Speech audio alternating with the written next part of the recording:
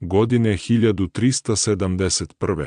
Osmansko carstvo je prodrlo duboko na Balkan, ugrožavajući srpske zemlje.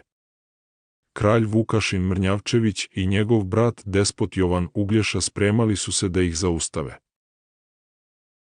Okupili su ogromnu srpsku vojsku od 70.000 ljudi blizu reke Marice. Plan je bio da se iznenada napadne osmanska prestonica Adrianopolj dok je sultan Murat odsutan. Ali osmanski komandant Lala Šahin Paša imao je samo 15.000 ljudi i superiornu taktiku.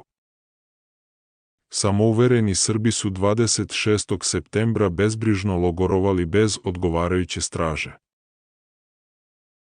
Noću je Šahin Paša pokrenuo razarajući iznenadni napad na uspavanu vojsku.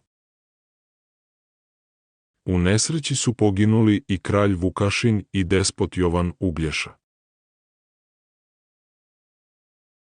Srpski poraz otvorio je Balkan osmanskom osvajanju i širenju.